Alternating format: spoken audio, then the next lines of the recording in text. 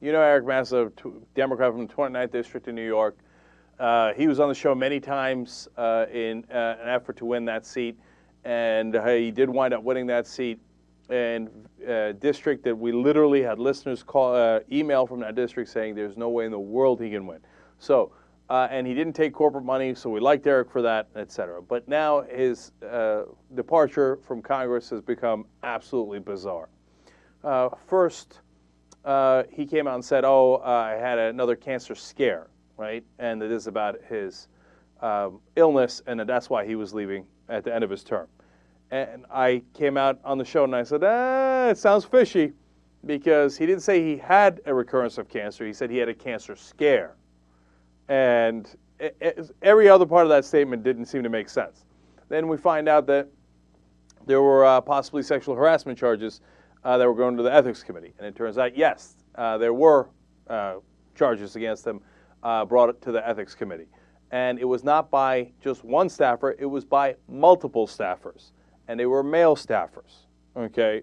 So then Massa came out and said, all right, I'm not even going to wait till the end of my term. I'm resigning. And yes, okay, they filed charges against me in the Ethics Committee.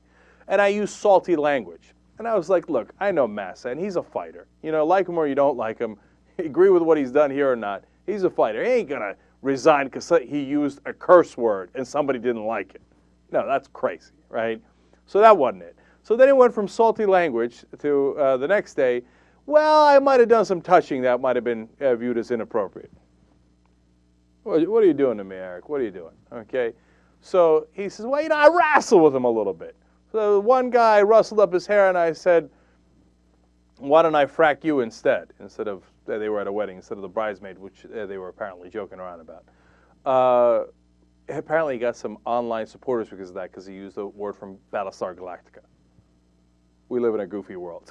Anyway, so then he was wrestling. And then we've come to find out that there's multiple guys who say he was doing more than wrestling. Today he goes on Beck's show. He says, yeah, I held one guy down and I tickled him a little bit.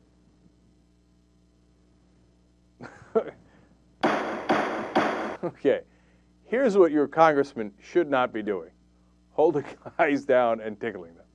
Okay, no. I mean, if that's all he did, that's fine, whatever, he was horsing around. But if he's all the way at tickling now, that's not all he did. Okay. Now, I went and found some blogs about people writing about what Eric did during his Navy career, too. Now, he's a family man. He's got a family. We all feel terrible about this. I'll tell you what, if he was a Republican, I got to be honest with you, I'd be going ballistic. Now, Eric is not a hypocrite on gay rights issues or on family values or any of that. He's a solid progressive, and so you don't get to go, ha, ha, ha, ha, ha, right? No, as we do with Republicans who are hypocrites about it. Now, having said that, some of those statements about what apparently, now these are all, unsubstantiated, people saying this and people saying that, but it looked pretty convincing to me. And I've always liked Eric, so I'm not going to tell you that it was convincing if it wasn't convincing.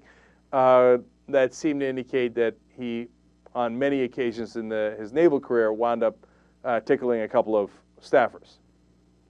And that he would wind up, he'd book I don't want to get into the details, okay? So you can find the blogs on your own. But the bottom line is, it looks like there's something fishy going on here, okay, to say the least. Now, Eric, what are you doing, man? I mean, you go up there and you're going to fight the corporate guys and you're going to take on the establishment and you're going to do it while doing this? I mean, you're crazy. You don't think that stuff's going to come out instantly? And then you wind up discrediting everybody else that fought so hard for you because you want to wrestle dudes. So then he charged, and it gets crazier. Hold on, don't go anywhere. Rahm Emanuel, he says, came up to him one day naked in the shower and poked him in the chest and said, you better vote for the health care reform thing, and da-da-da-da. Look, I don't know what to believe anymore, okay? So I don't know. First of all, even if it happens, so what? Okay, I mean, the poking in your chest, the dude's naked, it's a little uncomfortable, but I mean, so what? Okay, all right, so then you vote against him. Who cares, right? So it's not like he tackled him in the shower, right? So And then Glenn Beck had him on for an hour, and he kept prodding him for, all right, how did you tell me about the corruption inside the administration? Because for a brief period of time, Eric Massa became like a conservative hero when he's totally progressive, right? But because he came out and said, oh, the White House was pressuring me, and that's why I had to leave Congress. So that's why Beck had him on for an hour, right? And he asked him to explain 100 different times how they pressured him. And he explains, and there are ways that they pressured him. They said, oh, I'm not going to raise money for you. The union said, I'm not going to raise money for you if you don't vote for health care reform. But of course, Eric, of course, right? I mean, and that's what you're supposed to be able to withstand. And that's not corruption. That's just somebody saying, no, I'm either going to raise money for you or I'm not. And funny enough, Beck agrees with us on that. So at the end of the hour, when Massa didn't have any great details on how people had aggrieved him, right? And it looks like he really did some, funny business over there with his staffers. Glenn Beck said something funny. He said, America, I'm sorry. I wasted an hour of your life. No, the only problem with that, Glenn, is that you're very wrong. You've wasted many hours of our lives. And we have to bother documenting all the crazy stuff you say. But in this case, we roughly agree with you. Look, we're still trying to get Eric on the show, have him try to explain this, but it looks bad. It looks bad. And the thing is, I don't give a damn. Look, the final clarification on this, I don't give a damn what he does in his private life, and he's not a hypocrite, and who cares, right? But you can't do it to your staffers. Of course you can't. Ah, what a waste. What an absolute waste. Okay, so there goes Eric Massa.